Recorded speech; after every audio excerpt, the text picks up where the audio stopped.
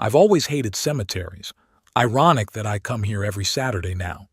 When I was a construction inspector in Danville, I used to avoid this place. Now I sit on the bench across from Agatha's grave and talk to her like she can hear me. Agatha, today are your favorite chrysanthemums, I say, adjusting my glasses. Remember how you always said chrysanthemums were for the living, not the dead? But I think you'd like them. 15 months have passed since I buried my wife. 15 months of empty headstone talk. I know she can't hear me, but I come anyway. Maybe it's me listening to myself. At home, no one listens to me. Not my son, not my grandchildren, and especially not my daughter-in-law. Especially my daughter-in-law. Every time I return from the cemetery, I promise myself that I will stop visiting my son. But every Sunday, Ambrose calls, and I hear in his voice what I want to hear, warmth and concern. I kid myself, but I go anyway. And then I endure Lorelei's barbs and my grandchildren's indifference all evening. This Saturday, I sat on the bench again and looked at the gray granite stone that had become my interlocutor. I am 73 years old, 47 of them spent with Agatha. Now there is only a slab of life dates and a cold emptiness in her place. Lorelei asked me again today if I'd like to think about a nursing home, I say, looking at my wife's portrait on the stone. She says they have great people there who know how to deal with people my age.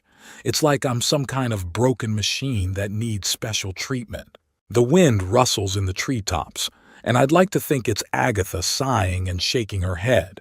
She's never liked Lorelei. Back when Ambrose first brought her to meet us, Agatha whispered to me, "That girl has cold eyes, Tobias." But what could I do? Ambrose looked at her as if she were the sun of his universe. "You were right about her," I said, adjusting the flowers in the vase. "I always am. Walking home is my daily habit. Dr. Burns says that at my age I should move more. It's strange that I used to walk to live longer, but now I walk to pass the time. My house is in the old part of Danville among equally old and shabby houses. A 2-story building with chipped paint and a creaky porch. Agatha always wanted to repaint it, but we kept putting it off. There's no point now. Everything inside is the same as it was when she was there. I haven't moved a single thing. I haven't thrown away a single knick-knack. Sometimes I think that if I keep everything as it was, Agatha will stay here too, in these walls, in these things.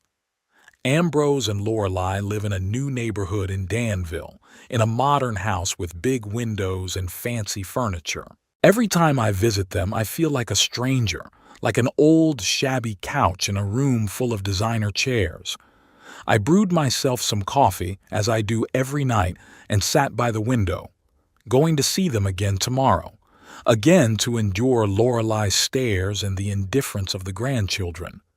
For the first time after Agatha's death, Ambrose had been thoughtful. He came every day to see how I was doing. Even Lorelei was on her best behavior. But gradually, things went back to normal. Ambrose got busy at work. Lorelei remembered she never loved me.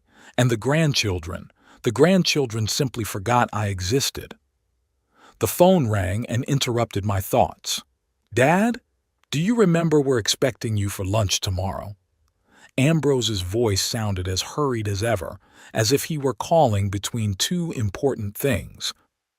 "Of course I remember, son. I'm not old enough to forget things like that." I tried to speak lightly, but I could feel the resentment creeping into my voice. "Oh, good. Lorelei's making a roast. See you tomorrow, Dad." He hung up before I could answer. Typical of our conversations lately. Short and empty. I spent a long time this morning deciding what to wear. It was silly, of course, to worry about such things at my age, but I knew Lorelei was bound to make a comment if I looked inappropriate. Last time she'd noticed a stain on my sweater and had spent the entire evening defiantly trying to scrub it off with a napkin, saying, "Tobias, you should take better care of yourself." I chose the gray suit I'd once bought for going to the theater with Agatha and a blue tie.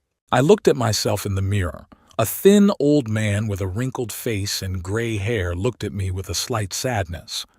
You look good, I said to myself and immediately felt foolish. Ambrose and Lorelei's house was a 20-minute drive from mine. I could have called a cab, but I decided to take the bus. Another habit that annoyed Lorelei, she thought public transportation wasn't for gentlemen. As I approached their house, I noticed that Lorelei's car was not in the driveway. Strange.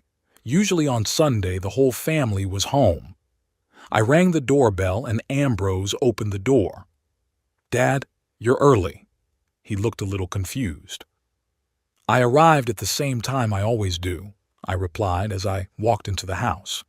"Yes, of course you did. Come on in. Lorelei, she should be back soon. She went to see her friend Helen to help with something." I nodded, even though I knew Helen was on vacation. She'd told me about it last week when we'd met at the supermarket, but I didn't say anything. In the living room, I saw the grandchildren, Thatcher and Ottilie. They were sitting there, staring at their phones and didn't even look up when I walked in. "Hello, my dears," I said with feigned cheerfulness. Thatcher mumbled something without looking up from the screen, and Ottilie looked up for a second, said hello, and went back to her phone. I remember them running to me when they were little, how they asked me to tell stories about my work on construction sites, how they sat on my lap looking at pictures in old albums. Now they're 10 and 12 and I'm just an old man they have to spend Sunday lunches with. "Papa, would you like some tea while we wait for Lorelei?" Ambrose asked, glancing nervously at his watch. "Yes, that would be nice." We went into the kitchen and Ambrose started fussing with the kettle.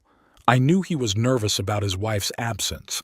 I knew she was delayed somewhere again and he didn't want to talk about it. "How are things at work?" I asked to lighten the mood. "It's fine," he shrugged. "The usual. Lots of projects, not much time." Ambrose worked as an architect for a large firm. He'd always been an ambitious boy, and I was proud of his accomplishments. But lately we'd hardly talked about his work. He'd just say things in generalities and change the subject. "How's your back?" he asked. "Does it still bother you?" "Sometimes, but I manage." "Maybe you should see a good specialist." Lorelei said Sunset Hills Nursing Home has great doctors. There it is. Here we go again, the nursing home, as if by accident in conversation. "I don't need nursing home doctors, Ambrose. I have Dr. Burns and he's doing a fine job." Ambrose wanted to reply something, but at that moment we heard the sound of the front door opening. Lorelei had returned. She entered the kitchen carrying bags of groceries. Her blonde hair was in a high ponytail, and she had a smile on her face, the same smile she always wore when she wanted to hide something. "Tobias!"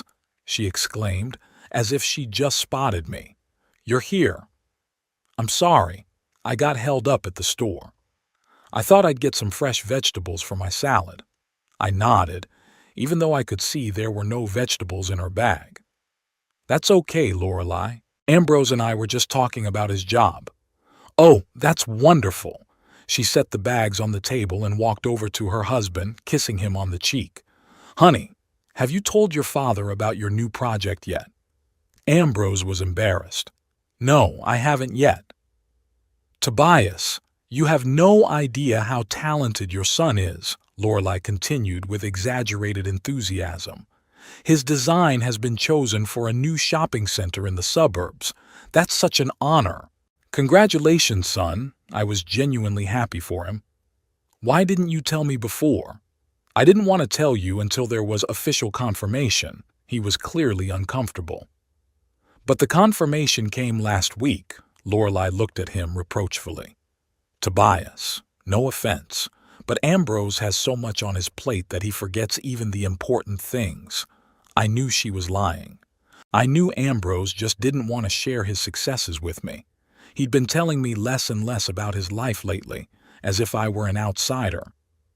"I understand," I said, trying to stay calm. "We all have our own things to do." Lorelei began to sort through the bags, defiantly ignoring me. Then she turned to the kids, who were still sitting in the living room with their phones. "Thatcher, Ottilie, go help set the table," she shouted.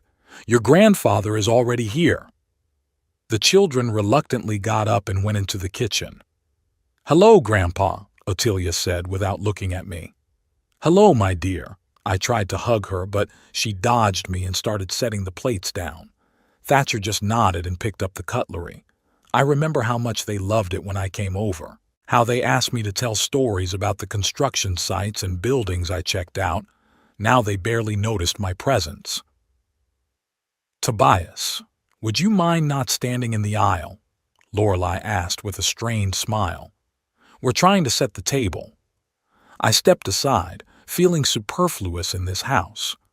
Ambrose busied himself with the roast, clearly avoiding looking at me. When we finally sat down at the table, Lorelei began to talk about her week, how she'd gone to the spa, how she'd met her friends, how she'd taken Ottilie to the dance. She talked non-stop, not letting anyone else get a word in edgewise. "How was your week, Tobias?" she finally asked when she had exhausted her stories. "What did you do?" She sounded condescending, as if she were asking a small child. "Nothing much," I answered. "Reading, going to the park, going out with friends." "Friends?" She raised her eyebrows. "You still have friends?" "Lorelei," Ambrose said warningly. "What?" "I was just asking. At his age, a lot of people are already, you know." I clutched my fork a little harder than I should have. "Yes, Lorelei, I still have friends. Not everyone dies at 70. "Of course they do," she said with a wave of her hand. "I'm just worried about you. You live alone in such a big house. It could be dangerous." And again, every conversation she somehow boiled down to the fact that I need to move. "My house isn't that big," I said, "and I'm doing just fine on my own. But what if you fall, or forget to turn off the stove?" She looked at me with fake concern. "They'd take care of you in a nursing home." "Mom's right, Grandpa," Ottilia suddenly interjected. "Miss Pratt from my school told me that her grandfather had moved into a nursing home and was now very happy." I looked at my granddaughter, surprised at her sudden interest in the conversation, but I could see in her eyes that she was just repeating what she had heard from her mother. "Thank you for your concern, dear," I said, trying not to show my disappointment. "But I prefer to stay in my own house." "You're so stubborn, Tobias," Lorelei sighed. "Just like your wife. It was a low blow. She knew how much I longed for Agatha, and she used it." "Yes, I am," I said quietly, "and proud of it." The rest of lunch passed in tense silence. The kids went back to their phones. Ambrose studied the contents of his plate diligently, and Lorelei cast irritated glances at me. When it was time for dessert, she suddenly remembered that she'd forgotten to buy ice cream. "I'm so sorry, Tobias," she said without a trace of regret. "I know how much you like ice cream." "It's okay," I said. "I'm full." "I could go to the store," Ambrose suggested, clearly wanting to escape the tense atmosphere. No, that's okay," Lorelei said quickly. "I have cookies." "Tobias, you like cookies, don't you?" She didn't wait for my answer and left the room. She came back a minute later with a packet of cookies, which I hated, and she knew it well. "Here, help yourself." She placed the plate in front of me. "Thank you, but I think I'll pass," I said. "Suit yourself," she shrugged and turned to the children. "Thatcher, Ottilia, who wants cookies?" The kids silently took one each, keeping their phones on. I felt it was time to leave. This Sunday lunch, like all the others before it, had turned into torture. "I should probably go," I said, getting up from the table. "Already?" Ambrose looked at me with slight relief. "But it's early." "I have things to do," I lied. "Thanks for lunch. I'll walk you out." He stood up and followed me to the door. Ambrose hugged me awkwardly on the way out. "I'm sorry about Lorelei," he said quietly. "She's just worried about you." I knew that wasn't true. She wasn't worried about me for a second. But I nodded because I didn't want to fight with my son. "Sure, I understand." "I'll see you next week?" he asked, opening the door. "Yes, of course." I knew I would come again, no matter what, because he's my son, and I love him. On the way home, I thought about how my life had changed since Agatha's death, how I had become an outsider in my own son's family, how Lorelei had turned me into a burden to be rid of. I've noticed that lately she's been absent a lot during my visits. Today, she was late. Last time she left in the middle of lunch, citing an urgent call from a friend. And every time she came back with a slight blush on her cheeks and a sparkle in her eyes that couldn't be explained by a simple trip to the store or a visit to a friend's house. Something was going on in my sister-in-law's life, something she was carefully hiding from all of us. And I was beginning to suspect that this something might have destroyed my son's family. When I got home, I sat in a chair by the window and stared at Agatha's picture for a long time. She was smiling at me from the picture, and I could almost hear her voice. "Tobias, you have to find out what's going on, for Ambrose's sake." And I decided that I would.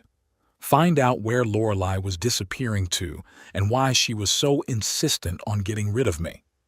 Tuesday was a day of revelation for me. I usually go to the city park on Tuesdays, sit on a bench by the pond and feed the ducks. It's a small thing, but it's a habit that started when Agatha was alive. We often went there together, and now I continue to do it alone, a kind of ritual that links me to the past. The weather was overcast that morning, but it wasn't raining. I put on my old raincoat, grabbed a bag of bread, and went to the park. It was only a 10-minute walk from my house, one of the advantages of living in the old part of Danville. Danville's Central Park wasn't too big, but it was cozy. Century oaks, neat paths, a small pond with ducks and a few playgrounds. It wasn't usually crowded this time of year, just retirees like me and the occasional young mom with strollers.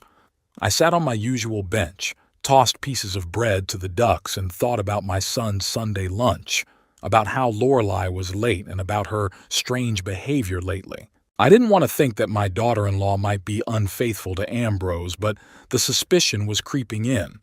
I was interrupted by the sound of laughter coming from across the pond. A woman's laughter, familiar and out of place here. I looked up and saw Lorelei.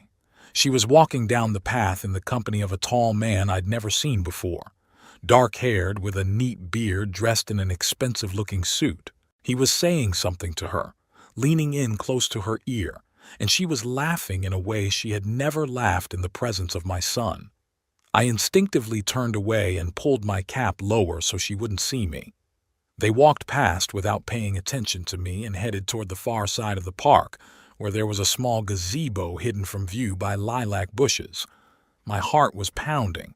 This might just be a business meeting. Ambrose had told me that Lorelei had recently taken a job at a real estate agency.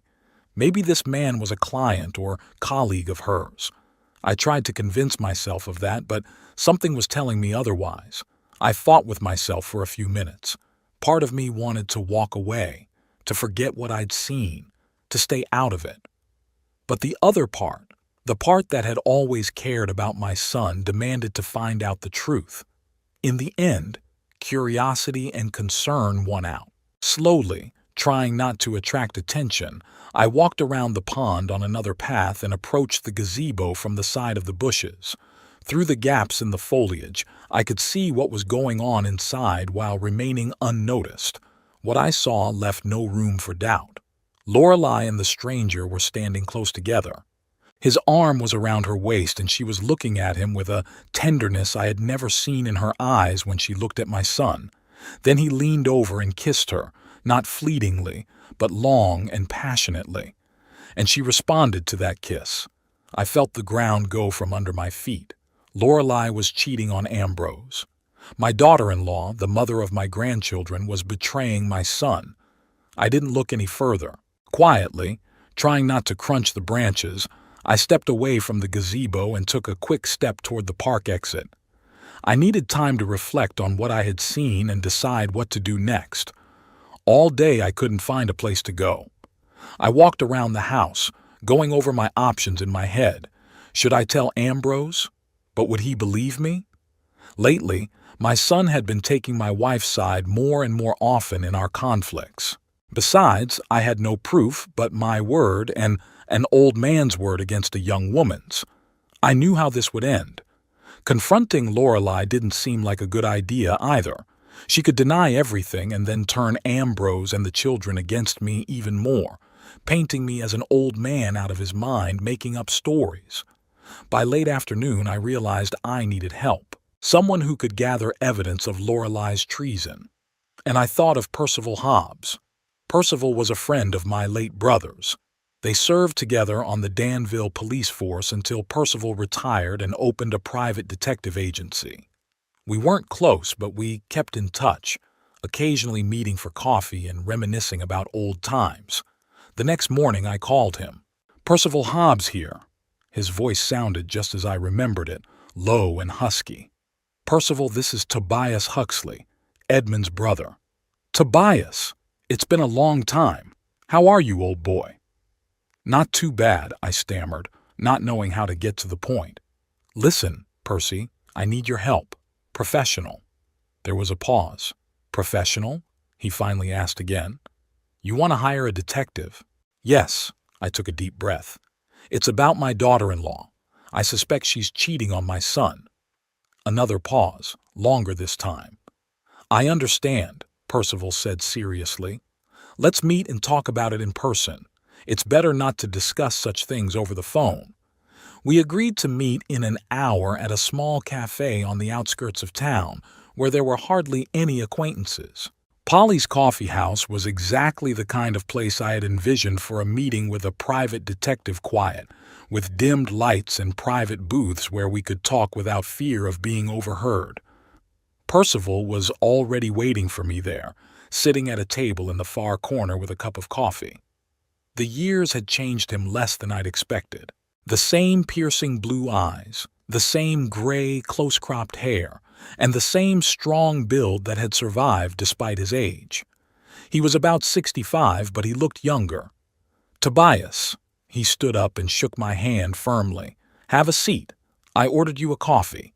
Black, no sugar, if I remember correctly." "Remember." I sat down across from him. "Thank you for agreeing to see me." "Always for Edmund's family." He sipped from his cup. "Tell me what's going on with you." And I told him everything. How things had changed with my son and daughter-in-law after Agatha's death. About Lorelei's strange behavior lately. And finally, what I had seen in the park yesterday. Percival listened attentively, not interrupting, taking an occasional sip of coffee. When I finished, he tapped his fingers thoughtfully on the table. "The situation is unpleasant," he said at last. "But, unfortunately, typical. I've dealt with it dozens of times." "So, you'll take the case?" I asked. "Sure," he nodded. "But first, let's be clear about what you want. What's your ultimate plan?" I wondered. What did I want? Protect my son from his wife's betrayal, win back his favor, to punish Lorelei for her behavior. "I wanted to know the truth," I finally said. "The whole truth about what's going on, and then I'll decide what to do next." Percival nodded as if he'd expected that answer. "Good. I can set up surveillance on your sister-in-law. Find out who this man is, how often they meet, how serious their relationship is. I'll gather evidence, photos, videos, maybe even audio recordings of conversations if I can." "Is that legal?" I asked. In most cases, yes," he shrugged. "I'll only monitor her in public places. No breaking and entering, no trespassing on private property, all within the confines of the law." I nodded, feeling somewhat relieved. "How much will it cost?" Percival quoted an amount that made me wince. It was a lot of money for a retired man, but I had savings I'd been saving for Ambrose and the grandchildren. I figured it would serve them better now. "I agree," I said. "When can you start?" "Today." He pulled a notebook out of his pocket. "I'll need some information. Your son and daughter-in-law's address, their daily routines, places they frequent, and, of course, a picture of Lorelei. I gave him all the information I had." I told him that Lorelei had recently taken a job at a real estate agency called Premium Homes, that she usually took her kids to school at 8 a.m., that she used to go to the Oasis Spa on Fridays. Showed a picture taken at last year's Christmas where Lorelei stood next to the tree, smiling her fake smile. Great, Percival wrote it all down in his notebook. That's enough for a start. I'll contact you as soon as I have the first results. Don't call me yourself if your sister-in-law is really hiding something. She might be wary. I nodded, feeling my heart pounding with excitement and fear. And another thing, Tobias. He looked me straight in the eye. Be prepared for the truth to be worse than you think, and that your son might not thank you for it. I knew he was right. I knew I was meddling in someone else's life and that it could backfire on me. But I also knew I couldn't just sit back and watch my son's family fall apart. I understand the risk, I said, but I have to do this. Percival nodded and held out his hand to me. Then let's get to work. The next few days were filled with anxious anticipation. I lived an ordinary life, going to the store, working in the garden, reading books, but my thoughts kept returning to Lorelei and her secret affair. I imagined Percival following her, gathering evidence, learning the name of that man in the park. On Friday, exactly 3 days after we met, the phone rang. Tobias, it's Percival. I have something for you. My heart skipped a beat. What was it? Not over the phone. Come to my office at 6 o'clock tonight. You know the address? I did. His office was in a small building on Maple Street, not far from downtown. I'll be there, I said and hung up, feeling my hands shaking. Percival's office was exactly as I had envisioned it, a small room with a desk, a few chairs and file cabinets along the walls. His diplomas and private investigator's license hung on the wall. Nothing superfluous, everything functional and austere. Come in, Tobias. He pointed to the chair across from his desk. Have a seat. I sat down, trying to keep my hands from trembling. Percival pulled a folder out of his desk drawer and placed it in front of me. Here's what I've learned these past 3 days, he said. Your sister-in-law is indeed seeing another man. His name is Radley Prim, and he works as a manager for the same real estate company as she does. 42 years old, divorced, no children. He opened the folder and showed me a picture of the same man I'd seen in the park with Lorelei. They meet almost every day, Percival continued, usually at lunchtime or after work. Sometimes in the park, sometimes in a cafe across town, but most often at the Pine Tree Motel on the Danville exit. He showed me a series of photographs. Lorelei and Radley entering the motel. Lorelei coming out of there 2 hours later, fixing her hair. Radley kissing her goodbye by the car. Apparently, their relationship has been going on for quite some time, Percival said. The motel staff recognizes them. They always share the same room. I felt my insides tighten with pain and anger. It was one thing to suspect, and quite another to see the evidence of betrayal in black and white. There's something else. Percival pulled a small recorder-like device out of a folder. I managed to record their conversation in the cafe yesterday. I think you should hear it. He pressed a button and voices filled the room. First, I heard Lorelei's laughter, the same kind I'd heard in the park, light and carefree. Then a man's voice, low and confident. When will you finally tell him? The man asked. Soon, Radley, I promise, Lorelei answered. It's just not a good time. I have to deal with the old man first. His father? The man sounded annoyed. You've been talking about him for 6 months and nothing's changed. I'm working on it, Lorelei's voice was pleading. I almost convinced Ambrose to put him in a nursing home. Once the old man moves out, we'll sell his house and get the money for a down payment on our own. And if he doesn't agree? He will, she said with confidence. He doesn't have a choice. He's old, he'll be decrepit soon. Ambrose realizes he can't look after him, and I'm certainly not going to be a nurse to that bore. They both laughed, and Percival turned off the tape. There's more, he said. But I think you get the gist of it. I sat there, stunned by what I'd heard. It wasn't just treason. They were planning to get rid of me, to sell my house and use the money to start a new life. And Ambrose, was my son really thinking of putting me in a nursing home? What are you going to do about it? Percival asked, looking at me carefully. I didn't know. Part of me wanted to go to my son immediately to show him the pictures, to let him listen to the tape. But the other part was afraid of his reaction. What if he didn't believe it? What if he took his wife's side? I need to think about it, I finally said. This is too much to decide at once. Percival nodded understandingly. Take the folder with you, he said. And the device too. There are a few more recordings in there. Listen to them at home with a clear head, and then decide. I took the folder and the recorder, feeling their weight not so much in my hands as on my heart. Thank you, Percy, I said. You did a good job. Just doing my job, he shrugged, but I could see the sympathy in his eyes. Call me when you decide what to do next. I might be able to help. I nodded and walked out of the office, clutching the folder so tight my knuckles turned white.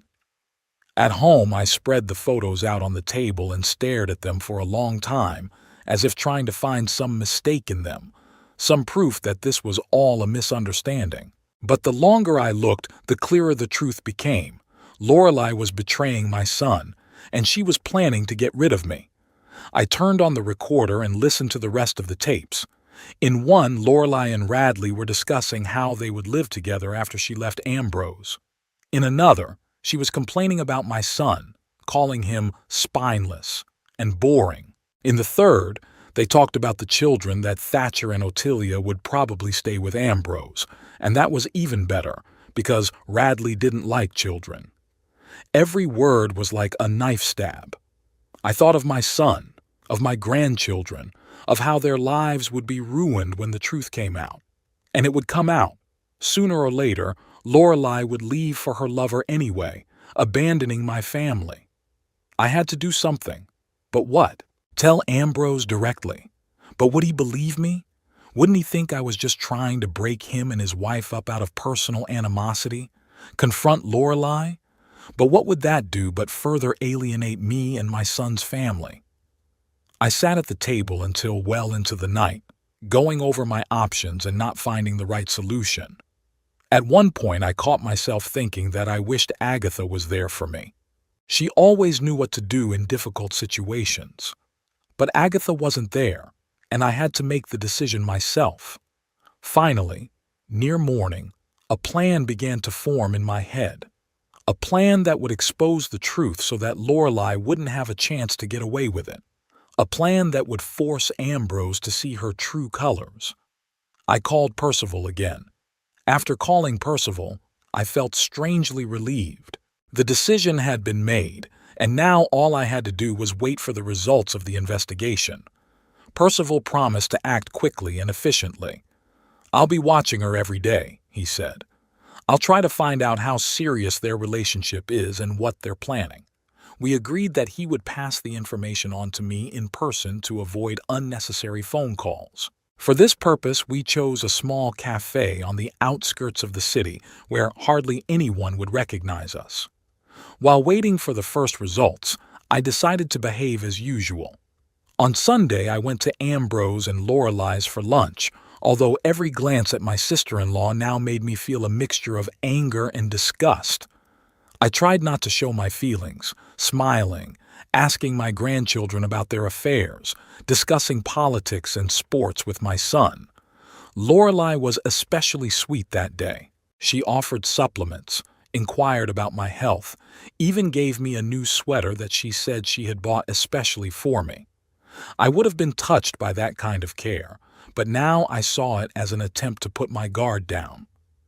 Tobias, how have you been feeling lately? She asked over dessert as she put a piece of apple pie on my plate. I think you're a little pale. I'm fine, Lorelei, I replied, trying to keep my voice neutral. I'm in great shape for my age. Sure. She smiled, the smile I now recognized as fake and calculating. It's just that, at your age, You have to be especially careful about your health. My Aunt Patricia moved into a nursing home when she was that age, and it literally changed her life. There's such care, such conditions. Mom's got a point, Grandpa, Thatcher interjected, still on his phone. In school, they told us about nursing homes. They're kind of cool. I looked at my grandson, trying to figure out if he really thought that, or if he was just repeating his mother's words. I wanted to ask him if he really wanted his grandfather to live among strangers instead of with his family, but I didn't. Thank you for your concern, I said instead, but I prefer to stay in my house. All my memories are there. Memories? Lorelei frowned slightly as if the word had a bad taste. But, Tobias, the past is the past. You have to live in the present. And I am living in the present. I looked her straight in the eye. The present in which I want to stay in my home. She looked away first, and I felt a small victory. The meeting with Percival took place 3 days after that lunch. He called me early in the morning and told me he had the first results. We agreed to meet at the same cafe at noon. I arrived a little before the appointed time and took a table in the corner from where I had a good view of the whole room. Percival showed up at 12 sharp, with a small folder under his armpit. The results are in, and they are impressive, he said without preamble, sitting down across from me. Your daughter-in-law is indeed cheating on your son, and has been doing so for quite some time. He opened the folder and showed me the first picture. It showed Lorelei walking out of an office building in the company of a tall man. They were holding hands, and she was looking at him with a tenderness I'd never seen in her eyes when she looked at Ambrose. This is Radley Prim, Percival explained. 42 years old, works as a manager at the same real estate agency as Lorelei. Divorced, no children. According to his colleagues, he is an ambitious and rather tough person, loves expensive things and beautiful women. I took a close look at the photo. Radley Prim was the man I'd seen with Lorelei in the park. Dark hair with a slight gray at the temples, correct facial features, expensive suit. Typical, successful, middle-aged businessman. And this, Percival showed me the next picture. It showed Lorelei and Radley sitting in a restaurant, leaning across the table toward each other. Their hands were touching, and there were conspiratorial smiles on their faces. It was yesterday, Percival explained. The Golden Lily restaurant on the other side of town. They spent almost 2 hours there, then drove to a motel. The third picture showed them at the entrance to a small motel on the outskirts of Danville. Radley was holding Lorelei by the waist, and she was laughing with her head tilted back. I could feel my insides clenching with pain and anger. It was one thing to suspect. It was quite another to see the evidence of betrayal with my own eyes. I have something else. Percival pulled a small flash drive-like device out of his pocket. It's an audio recording of their conversation in the restaurant. I think you should listen to it. He plugged the device into his phone, put on his headphones, and handed them to me. I put them on and heard Lorelei's voice, so familiar and yet so foreign. I can't wait any longer, Radley, she said. This double life is wearing me down. I want to be with you, only you. Me too, sweetheart, the man's voice replied, low and confident, but we have to tread carefully. Divorce is always a messy business, and if your husband finds out about us, he won't find out, Lorelei's voice was confident. Ambrose doesn't notice anything. He's too busy with his work and too trusting. And the children? Radley asked. They might suspect something. The children? Lorelei laughed. They're at an age where they're not interested in anything but their gadgets. Besides, I raised them well.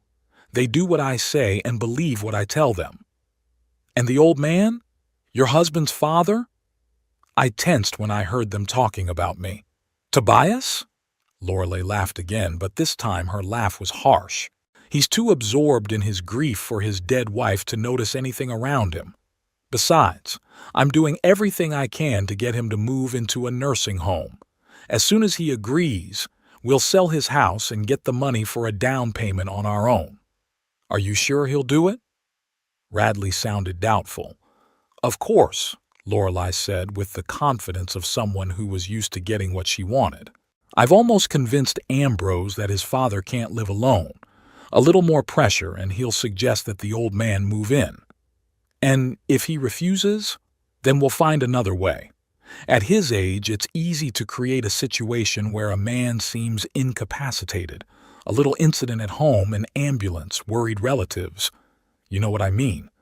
I felt my back grow cold. Lorelei didn't just want me to move into a nursing home. She was willing to do anything to make it happen. The recording ended and I took off my headphones, feeling stunned. This is awful, I said, looking at Percival. She's not just cheating on my son. She's planning to get rid of me so she can sell my house. And that's not all. Percival shook his head. Listen to the second tape. He turned the device back on and I heard Lorelei and Radley's voices again. As soon as the old man moves out and we sell the house, I'm going to file for divorce, Lorelei said. Ambrose will be too busy trying to get his father settled in the new place to resist. I'll ask for minimum alimony to make things go quickly and smoothly. And then, Radley asked, and then you and I will start a new life. Lorelei's voice was filled with anticipation. A new home, a new job, maybe even a new town. Without Ambrose, without his boring father, without all that burden. And the kids? The children will stay with Ambrose, Lorelei said as easily as if she were talking about the furniture she'd decided not to take with her when she moved. They were old enough not to need their mother's constant care. Besides, you don't like children very much, do you? Right, Radley agreed. But won't you miss them? Maybe a little. There was no regret in Lorelei's voice. But we'll be able to see each other on weekends or holidays, and most of the time they'll be with Ambrose. He's a good father, though a lousy husband. The tape ended again, and I felt the rage growing inside. Not only was this woman betraying my son, but she was willing to abandon her children for a new lover. Was that it? I asked, trying to control myself. No. Percival pulled a few more pictures out of the folder. I followed them to the motel. They spent almost 3 hours there, and then they went their separate ways. Lorelei got home about 5 o'clock that evening and told Ambrose that she'd been late for work. I looked at the pictures of Lorelei walking into the motel with Radley and then walking out of there, fixing her hair and clothes. There was a look of satisfaction on her face that was unrecognizable. How long has this been going on? I asked.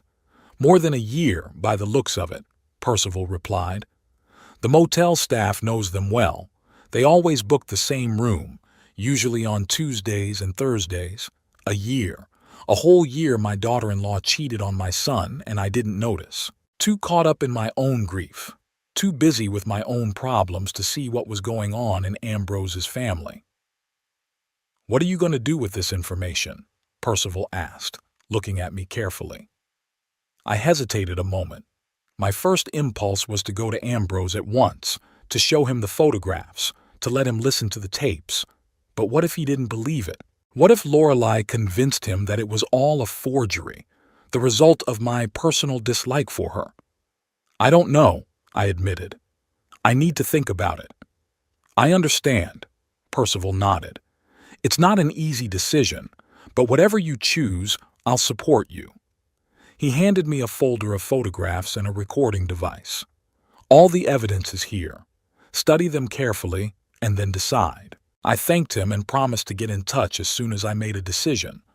At home, I spread the photos on the table and stared at them for a long time, trying to gather my thoughts.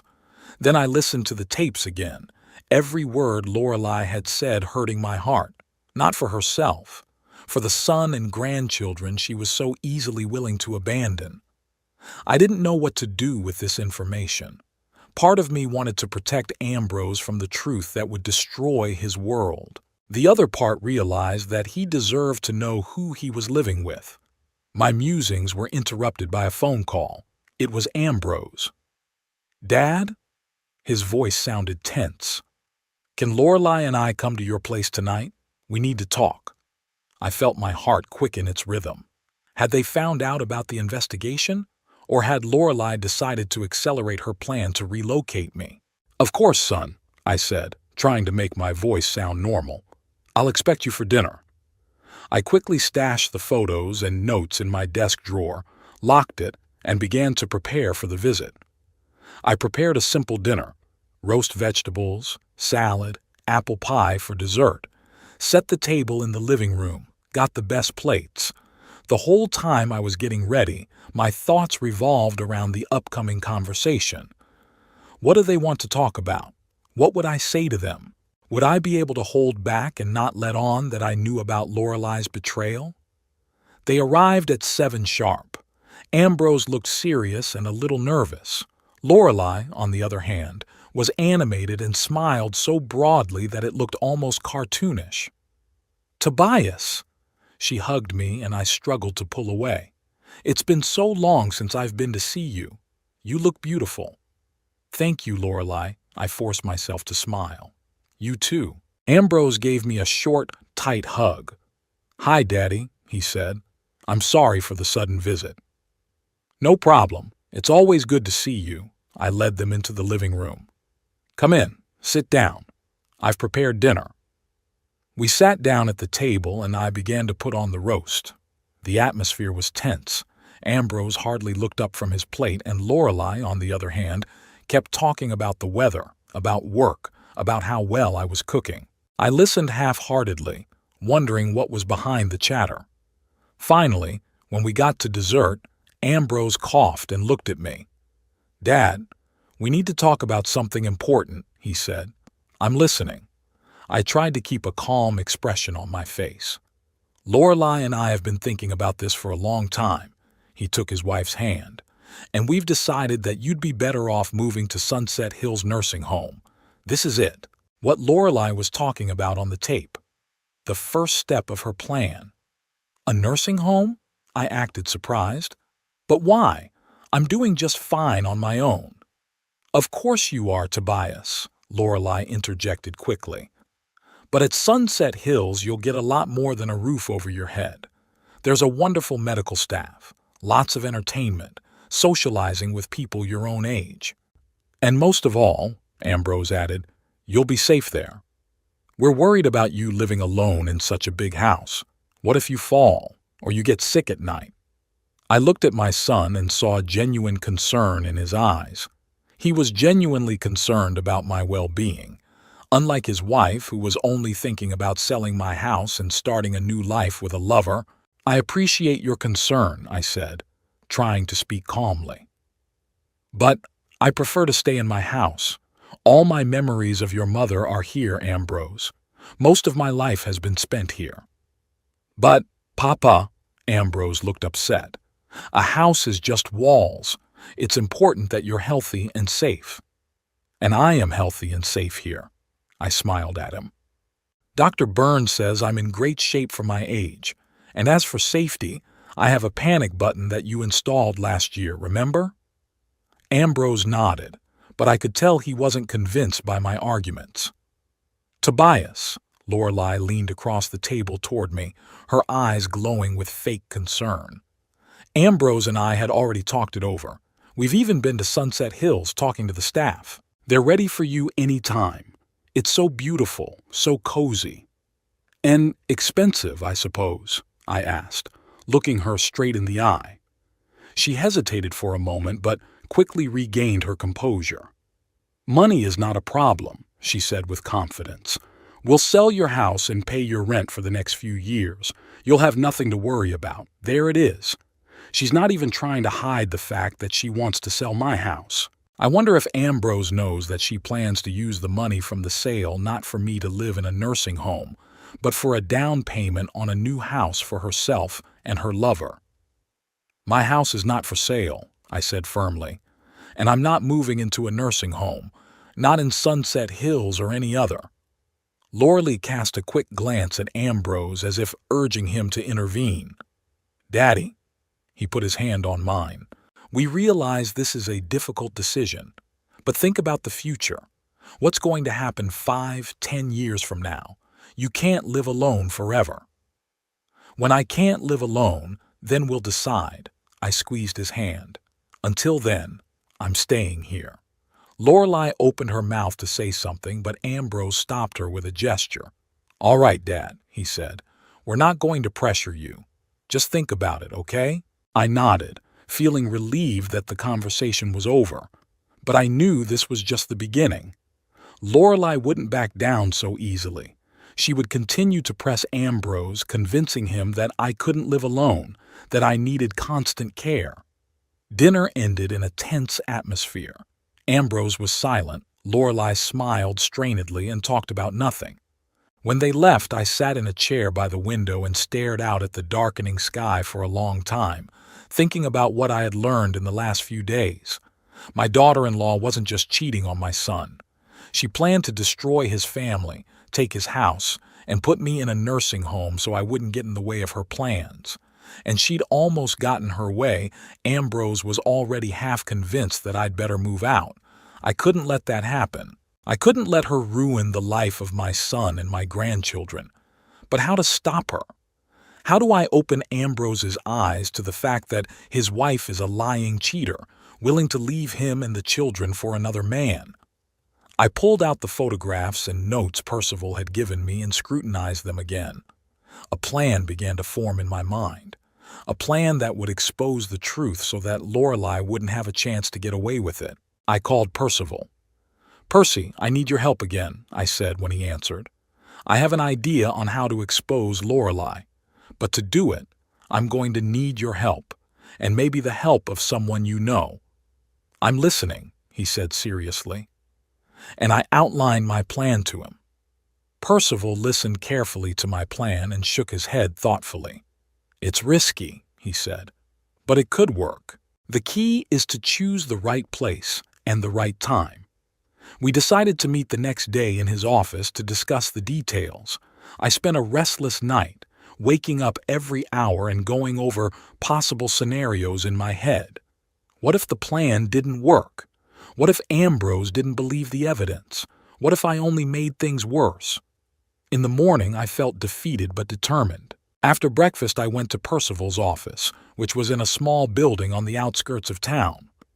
"So," Percival said as we sat down at his desk, "let's go over the plan again. You want to organize a family dinner at the restaurant and show the video with the evidence of Lorelei's infidelity during dinner?" "Yes." I nodded, but not right away. "I want to give her a chance to prove herself, to show her true colors. Let her think she's won, that I'm willing to agree to move into a nursing home. And when she's triumphant, that's when we'll show the video." "Okay." Percival tapped his pen thoughtfully on the table. "But to do that, we'll have to find a restaurant where the video can be shown, and we'll have to make arrangements with the management." "I have an idea," I said. "Marco's restaurant downtown. They have private rooms for family dinners, and each room has a big screen for presentations. We could rent a room like that and use the screen to show videos." "That's a good idea," Percival nodded. "But we'd have to talk to the manager of the restaurant. I don't think he'd like the idea of showing a compromising video in his establishment." "Maybe we shouldn't tell him the whole truth," I suggested. "Let's say we want to surprise the family by showing old family photos and videos." Percival shook his head. "I don't think that's a good idea. If the manager finds out the truth after the fact, he might call the police or cause other problems. It's better to be honest but not go into details." We decided that Percival would talk to the restaurant manager himself. As a former police officer, he knew how to be persuasive without revealing too much information. "I'll say we're conducting a private investigation on behalf of a client, and we need to present the evidence in front of the people involved," he said. "That's true, just not all of it." While Percival was running the restaurant, I had to figure out how to get the whole family in there. It was easier than I thought. That evening Ambrose called. "Daddy," he said without preamble, "Lorelei and I would like to invite you to dinner at the restaurant this Saturday, to talk quietly, without hurry, and maybe come to some kind of decision about, you know." I did. Lorelei was still trying to convince me to move into a nursing home. "Sure, son," I said, trying to keep my voice neutral. I'd love to. What restaurant? Lorelei suggests the Golden Lily, Ambrose said. It has good food and a quiet atmosphere. The Golden Lily is the restaurant where Lorelei met Radley. Interesting choice. How about Marco's? I suggested it. I've been wanting to go there for a while. I hear they have great steaks. Marco's? Ambrose thought about it. Yeah, I think that's a good option. I'm in. I'm sure Lorelei won't mind either. Great, I said. Will the children be with you? Children? Ambrose clearly wasn't expecting that question. No, we thought this would be an adult conversation. I understand, I said. But I don't get to see my grandchildren very often. Why don't we take them with us? I miss them. There was a pause. I could almost see Ambrose weighing the pros and cons in his mind. All right, he said at last. We'll take the children. Thatcher and Attilia miss you too. I knew that wasn't true. The grandchildren had barely noticed my existence lately, but that didn't matter. The important thing was that they would be at dinner. Wonderful, I said. I'll see you Saturday then. What time? 7 o'clock, Ambrose said. I'll make a reservation. No, let me, I said quickly. It will be my treat. I'll organize it. Are you sure? Ambrose sounded doubtful. It's not necessary, Papa. I insist, I said firmly. Let me do it for you. Ambrose agreed and we ended the conversation. I called Percival at once and told him the news. Great, he said. I've already spoken to the manager of the restaurant. His name is Vincent and he's agreed to help us. We can book a private room and use their equipment to show the video. What did you tell him? I asked curiously. The truth, Percival grinned. Well, part of the truth. That we were conducting a private investigation into adultery, and we needed to show evidence to the people involved. He didn't ask any unnecessary questions. Apparently, he's had a few of those in his restaurant. The next day, Percival and I met at Marco's restaurant to personally tour the office and check out the equipment. Vincent, the restaurant manager, was a short, full man with attentive eyes and a professional smile. Mr. Huxley, Mr. Hobbs, he greeted us and led us to a separate office at the back of the restaurant. This is the office you have reserved for Saturday. It can accommodate up to 8 people.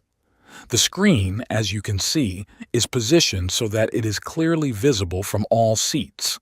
The study was perfect for our purposes. Cozy, but not cramped, with a large table in the middle and a screen on one wall. The windows were draped with heavy curtains, creating a sense of privacy. Great, Percival said. How does the video playback system work? Vincent showed us a small control panel built into the wall next to the door.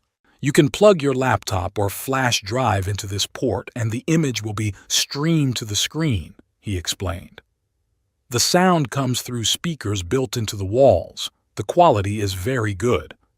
We tested the system by plugging in Percival's flash drive with a test video. Everything worked flawlessly. The picture was sharp, the sound clear. Now for the show itself, Percival said. We need the video to start at a certain point, on cue. Vincent nodded understandingly. That can be arranged. One of our staff can be outside the office and start the video when you give the signal. For example, you can press this waiter call button. He pointed to a small button on the table. It will look natural, as if you were just beckoning the waiter. Perfect, Percival nodded. One more thing. Once the video starts, we need no one to enter the office and interrupt the viewing, even if it gets noisy. Vincent nodded again, his face remaining professionally impassive. I understand. I'll instruct the staff not to disturb you until the video is finished, and if necessary, we have security guards who can intervene in the event of any emergencies. We discussed a few more details, the menu, the positioning of the guests at the table, the time the food would be served. Vincent wrote down all our wishes and assured us that everything would be organized exactly as we wanted. As we left the restaurant, I felt a strange sense of relief. The plan was beginning to take shape. What now? I asked Percival. Now we have to prepare the video itself, he replied. I've selected the most compelling pieces of footage and photographs. We'll edit them into one video about 5 minutes long. That should be enough time for your son to see and hear the truth. I nodded, feeling the tension rising inside. In 3 days, my family's life will change forever. Ambrose will find out that his wife is a lying cheater, ready to leave him and the children for another man. Thatcher and Attilia will see that their mother planned to leave them. It will be painful, very painful for all of them. But maybe that pain will save them from more pain in the future. Are you sure you want to go all the way? Percival asked, looking at me carefully. It's not too late to stop, I wondered. Did I really want to shatter my son's illusions? To show my grandchildren that their mother was not who they thought she was? But the alternative was even worse, to let Lorelai continue to deceive everyone and then abandon the family, leaving behind more pain and destruction. I'm sure, I said firmly. It's the only way to protect my family. Percival nodded without arguing. He understood that it was my decision and he respected it. We spent the next 2 days preparing the video. Percival had enlisted a friend of his, an editing expert, to help us create a 5-minute video that included the most compelling evidence of Lorelai's infidelity and her plans for the future. On Friday night, the day before dinner, Percival and I watched the finished video in his office. It began with pictures of Lorelai and Radley entering the motel, followed by shots of them meeting in the restaurant and park. This was followed by audio recordings of their conversations, first about Lorelai cheating on Ambrose, then about her plans for me in the house, and finally about how she was going to leave the kids and start a new life with Radley. The video was short but compelling. There could be no doubt about its authenticity. Lorelai's face was clearly visible in all the photos, and her voice on the audio recordings was easily recognizable. What do you think? Percival asked when the video was over. Painful to watch, I admitted. But it's the truth, and Ambrose needs to know it. Percival nodded and put the video on a flash drive. Here, he said, holding it out to me. Tomorrow, I'll be at the restaurant beforehand, checking the equipment again and ready to run the video on your signal. You'll be there?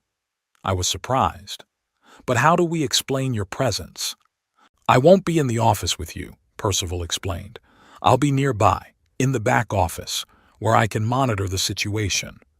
Vincent had already organized everything. I was relieved. Percival's presence, even behind the scenes, gave me confidence.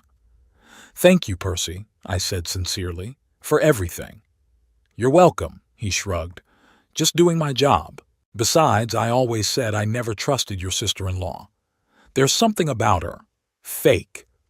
I smiled, remembering Agatha saying almost the same thing. She never trusted Lorelai either. I woke up early on Saturday with a feeling that something important was going to happen today. The day stretched agonizingly slow. I tried to read, watch TV, even work in the garden, but my thoughts kept returning to the upcoming dinner. At 5 o'clock, I began to get ready. I showered, shaved, put on my best suit, the dark blue one with the blue tie that Agatha had once given me. I looked at myself in the mirror. An older man with gray hair and a wrinkled face looked at me with determination in his eyes. Today, Agatha, I said out loud as if she could hear me, today I will protect our family. At 6:30, I hailed a cab and went to the restaurant. Percival was already waiting for me there, in the small office next to our office. Everything's ready, he said. The equipment has been checked. The video has been uploaded.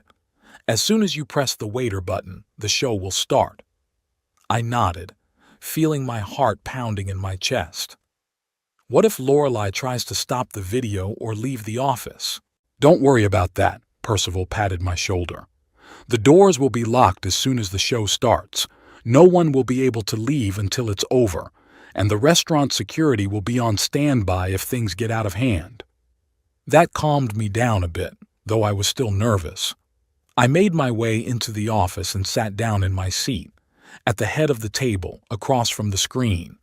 The table was beautifully set, with a vase of fresh flowers in the center. Everything looked festive and solemn, which was a strange contrast to what was about to happen. At 6:55, there was a knock on the door and Vincent entered the office. "Mr. Huxley, your family has arrived," he said. "I'll show them to you in a minute." "Thank you, Vincent." I took a deep breath, trying to calm down. "Is everything ready?" "Everything is ready, sir." He nodded professionally. "On your signal." He stepped out, and a few seconds later the door opened again. Ambrose, Lorelei, and the children, Thatcher and Ottilia, entered. Ambrose looked tense. Lorelei was flashing her fake smile, and the children, as usual, were engrossed in their phones. "Daddy!" Ambrose hugged me. "You're here now, and you look great." "Thanks, son." I patted him on the back. "It's good to see you all." Lorelei came over and kissed me on the cheek. I could smell her perfume, too sweet, too cloying. "Tobias, what a beautiful office you've chosen," she said, looking around. "And so cozy, the perfect place for a family dinner." "I tried," I replied, trying to keep my voice normal. "Thatcher, Ottilia, come say hello to Grandpa." The grandchildren reluctantly got off their phones and came over to me. I hugged them, feeling them tense at my touch. They had once loved my hugs, running toward me when I came to visit. Now I was almost a stranger to them. "Have a seat." I indicated the seats around the table. "I ordered your favorite dishes." We sat down, I at the head of the table, Ambrose on my right, Lorelei on my left, the children beside her. Perfect positioning for watching a video. Everyone would have a good view of the screen. The waiter brought appetizers and wine for the adults, juices for the kids. The conversation started out strained, about the weather, about school, about work. Gradually, the atmosphere lightened a little, especially after Ambrose had had a glass of wine. When the main courses arrived, Lorelei decided to move on to the main topic of the evening. "Tobias," she said, cutting off a piece of steak, "we're so glad you agreed to have dinner with us tonight, especially since we have an important topic to discuss." "Yes, of course," I nodded, taking a sip of wine. "The nursing home, I assume." "Exactly," she smiled, as if I had answered a difficult question correctly. "Ambrose and I have given it a lot of thought, and we think Sunset Hills is the perfect place for you. We've even organized a tour there next week so you can see for yourself." "That's very nice of you," I said. "And then what? After I move to Sunset Hills?" "Well," Lorelei glanced at Ambrose, "we thought it would be wise to sell your house. It's too big for one person. It requires constant upkeep. The money from the sale could be used to pay for you to live in Sunset Hills." "I understand," I nodded, as if seriously considering her words. "How much do you think my house is worth?" "We haven't done an official appraisal yet," Lorelei said quickly, "but given the location and size, I'm guessing at least $350,000, maybe even $400. I saw her eyes light up at the mention of the amount. Money she was already mentally spending on a new life with Radley. "That's a lot of money," I said. "Enough for the nursing home and for other needs, I suppose?" "Of course," she didn't see the catch in my words. "Your living in Sunset Hills will be fully provided for, and the rest of the money can be invested or used for family needs." I looked at Ambrose. He looked uncomfortable, clearly out of sorts. The children continued to eat, showing no interest in the conversation. "And when do you plan to have me move in?" I asked. "The sooner the better." Lorelei moved forward, sensing that I was close to agreeing. "Maybe as soon as a month from now? There's a vacancy at Sunset Hills right now, but it's filling up fast." I nodded slowly, as if considering her words. Then I set my glass on the table and looked at her. "You know, Lorelei, I've been thinking about this for a long time, about the nursing home, about selling the house, about family needs." "I?" She looked at me eagerly, almost eagerly. "And I've made a decision," I said, looking her straight in the eye. "But before I make it, I'd like to show you something Something that might change your mind about a lot of things. I pressed the waiter button. That was the signal for Percival. Lorelei looked puzzled. Show us? What do you want to show us, Tobias? At that moment, the lights in the office dimmed slightly, and the screen on the wall came to life. The first frames of the video appeared before us. Lorelei and Radley entering the motel, holding hands. Lorelei froze with her mouth open, staring at the screen. It clearly showed her and Radley entering the Pine Forest Motel. The date and time in the corner of the frame left no doubt that the recording was up to date. What is it? She finally squeezed out, turning to me. I stared at the screen in silence as the images changed. Lorelei and Radley sitting in the restaurant, holding hands, kissing in the park, entering the motel again, on a different day. The date in the corner of the screen changed, but the characters remained the same. Ambrose sat motionless, his face gradually pale. Thatcher and Ottilie pulled away from their phones and stared wide-eyed at the screen and at their mother. "Turn it off!" Lorelei jumped up from her seat. "Turn it off now!" She rushed to the door, but found it locked. Then she rushed to the screen, trying to find a way to stop the video, but Percival had thought of that too. There were no buttons or wires in sight. In the meantime, the audio was playing on the screen. Lorelei's voice, slightly distorted by the recording device but still recognizable, filled the room. "I can't wait any longer, Radley. This double life is wearing me down. I want to be with you. Just you. Me too, honey, but we need to proceed with caution. Divorce is always a messy business, and if your husband finds out about us, he won't find out anything. Ambrose doesn't notice anything. He's too busy with his work and too trusting." Ambrose flinched when he heard his name. His hands clenched into fists, his knuckles white. Lorelei. His voice was quiet, but he could hear the tension in it, ready to explode into rage. "What does it mean?" "It means nothing." Lorelei turned back to the table, her face contorted with anger. "It's a fake. Your father set this whole thing up to turn you against me." But at that moment, a new scene appeared on the screen. Lorelei and Radley in the cafe, their faces close up and again their voices, crystal clear. "And the children?" Radley asked. "The children?" laughed Lorelei. "They're at an age now where they're not interested in anything but their gadgets. Besides, I raise them well. They do what I say and believe what I tell them." Thatcher and Ottilie turned to their mother in sync, shock and incomprehension on their faces. "Mom!" Ottilia's voice trembled. "What are you saying?" Lorelei gave her daughter a pained look, but she didn't answer. Her eyes darted around the room as if looking for a way out of a trap. And the tape continued. "And the old man? Your husband's father? Tobias? He's too immersed in his grief for his dead wife to notice anything around him. Besides, I'm doing everything I can to get him to move into a nursing home. Once he agrees, we'll sell his house and get the money for a down payment on our own." I watched Ambrose's face change from shock to anger, from anger to pain. He looked at his wife as if he was seeing her for the first time. "So that's why you were so insistent on the nursing home for Dad," he said quietly. "Not out of concern for him, but to get his home." "No, Ambrose, you don't understand." Lorelei walked over to him, trying to take his hand, but he pulled away. "It's not true, it's—" But she was interrupted by her own voice on the screen. "As soon as the old man moves out and we sell the house, I'll file for divorce. Ambrose will be too busy trying to get his father settled in the new place to resist. I'll ask for minimal alimony to make things go quickly and smoothly." "And then?" Radley asked.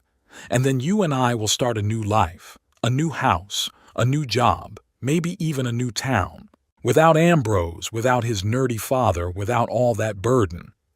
And the kids? The kids will stay with Ambrose. They're old enough not to need their mother's constant care. Besides, you're not really fond of children, are you?" "True, but won't you miss them?" "Maybe a little, but we'll be able to see each other on weekends or holidays, and most of the time they'll be with Ambrose. He's a good father, though a lousy husband." There was dead silence in the study. Ottilia began to cry, quietly, almost silently. Thatcher sat motionless, his face white as chalk. Ambrose stared into the space in front of him as if seeing nothing. Lorelei stood in the middle of the room, her arms hanging powerlessly along her body. She was no longer trying to deny the obvious, no longer looking for excuses. The truth was too obvious, too irrefutable. The video ended, the screen faded, and the office became light again. I looked at my family, broken, shaken, and felt a strange mixture of sadness and relief. Sadness that they had to learn such a bitter truth, and relief that the lie was finally over. "Yeah, I can explain," Lorelei finally said. Her voice sounded weak, uncertain. "Explain what?" Ambrose raised his eyes to hers, pain in them. "How you cheated on me with that, Radley. How you planned to get rid of my father and sell his house. How you planned to abandon our children. What exactly do you want to explain, Lorelei?" "You don't understand," she shook her head. "I was miserable. You never gave me what I needed. Always work, work, work, and Radley. He understands me, appreciates me. And the children?" Ambrose's voice shook with restrained anger. "Were you going to leave them too because I didn't appreciate them?" "I wasn't going to leave them," Lorelei exclaimed. "I would see them when it was convenient for you and your lover," Ambrose interrupted her. "When you had a spare moment in your new life." Lorelei did not answer. She stood with her head down as if in surrender. "And you, Papa?" Ambrose turned to me. "Did you know about this? How long ago?" "Not long ago," I answered honestly. "I saw them together in the park by chance and decided to check my suspicions. I hired a private detective who collected all this evidence." "And you decided to put on this, performance?"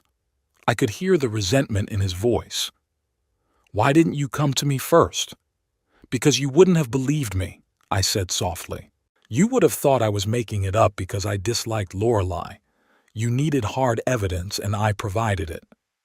Ambrose was silent for a moment, considering my words. Then he nodded slowly. "You're probably right," he said quietly. "I wouldn't have believed it. I was blind." "Papa?" Ottilia wiped away her tears. "Did Mommy really want to leave us?" Her heart clenched with pain for her granddaughter. She was still a child, despite her 12 years and her ostentatious adulthood. "Your mom was confused," I said, trying to soften the blow. "People sometimes say things they don't mean." "No, Grandpa," Thatcher interjected, his voice sounding unexpectedly firm for a 10-year-old boy. "Don't feel sorry for us. We heard what she said. She wanted to leave us because her new friend doesn't like children." Lorelei flinched at those words as if she'd been punched. "Thatcher, baby, that's not true." She took a step toward her son, but he pulled away. "Don't call me that," he said coldly. "You lied to us all the time. Children, please." Lorelei turned to both children, tears welling up in her eyes. "I love you. I would never leave you."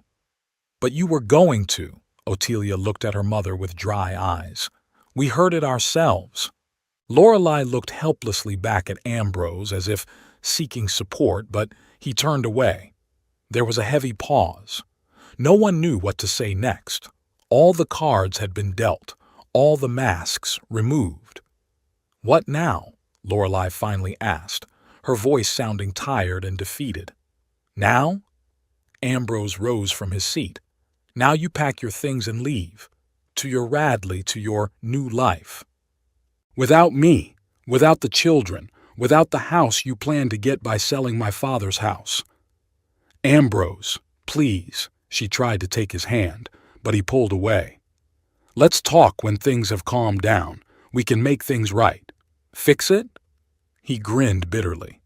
"What exactly do you want to fix, Lorelei? Your betrayal? Your plans to abandon your children? Your desire to send my father to a nursing home to take over his estate? Which of these do you consider fixable? She didn't answer, just lowered her head. I'll file for divorce, Ambrose continued, and I'll ask for full custody of the children. Given this evidence, he nodded at the blacked-out screen, I think the court will be on my side. You can't take my children away from me, Lorelei sounded panicked. They're mine. They're not things, Lorelei, he said quietly. You can't take them away. But you said yourself that you wanted to keep them with me, that you didn't need them in your new life. That's not what I meant. She raised her voice. You're taking my words out of context. What context can explain what we've all heard? Ambrose shook his head. That's enough, Lorelei, just enough. He turned to the children. Thatcher, Ottilia, we're leaving. Now. The children stood up without looking at their mother. Their faces were closed, their eyes dry. They looked older than their years, as if they had grown several years older in the last half hour. Dad, Ambrose said to me, are you with us? I shook my head. No, son. I've got some things to finish up here. I'll come back later. He nodded, realizing I needed time. Okay, I'll see you at home. He took the children by the hands and led them to the door. Lorelei made a movement as if she wanted to follow them, but then stopped, realizing the futility of the gesture. The door closed behind them, and it was just Lorelei and me. She stood in the middle of the room, looking suddenly small and lost. Why did you do that? She asked quietly. Why did you destroy my family? I didn't destroy your family, Lorelei, I answered calmly. You did it by your own actions and decisions. You've always hated me, she said bitterly. From day one. No, I didn't hate you. I hoped you would make my son happy, but you chose a different path. You know nothing about us. She suddenly became a screamer. You don't know anything about our marriage, about our problems. Maybe, I agreed, but I know that cheating and lying are not the solution. You, she was choking with anger. You've disgusted me since day one. Old, boring, always meddling in my business. You think you know everything, that you have the right to judge, but you're just a miserable, lonely old man who's jealous of other people's happiness. I looked at her calmly, feeling neither anger nor resentment. Her words couldn't hurt me because they didn't contain any truth. Finished? I asked her when she stopped breathing. Yes. She sank into a chair, suddenly exhausted by her outburst. Finished. I stood up, adjusted my tie, and took my coat from the back of the chair. Goodbye, Lorelei, I said. I hope you find what you're looking for, but I'm afraid there will be no happiness in it. I turned and went to the door. Before I went out, I turned around and looked at her one last time. She sat motionless, staring into the void in front of her, a woman who had lost everything because of her greed and selfishness. Percival was waiting for me in the hallway. Everything went as planned, he said, looking at me carefully. How are you? I'm fine, I answered, feeling a strange emptiness inside. Just tired. I understand. He put his hand on my shoulder. Come on, I'll take you home. No, I shook my head. Not home.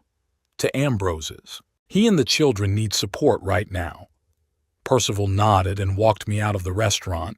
It was chilly outside, starting to rain lightly. We got into Percival's car and drove to Ambrose's house. On the way, I reflected on what had happened, about how one decision, to show the truth, had changed the lives of so many people. Ambrose learned that his wife had been cheating on him and was planning to leave him. The children learned that their mother was ready to leave them for a new life with another man. Lorelei lost a family she didn't appreciate. And me? What did I get? The satisfaction of revenge? No, it wasn't revenge. It was necessity, to protect my family from lies and betrayal. I did what I had to do, even though the price was high.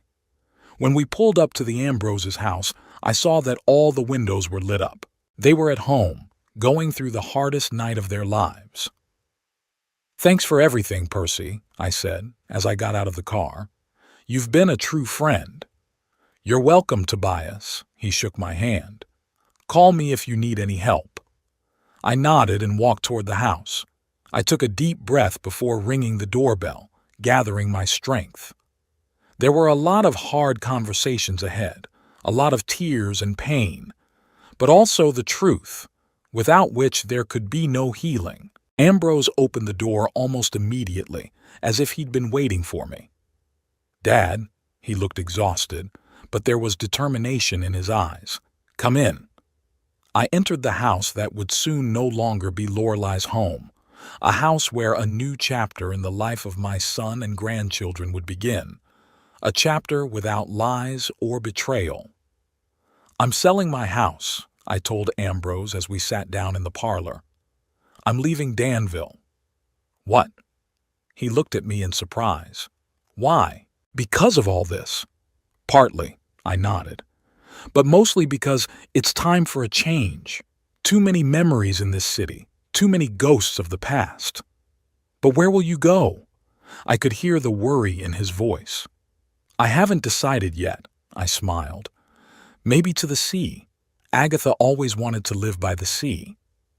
Ambrose looked at me for a long time as if he were seeing me for the first time.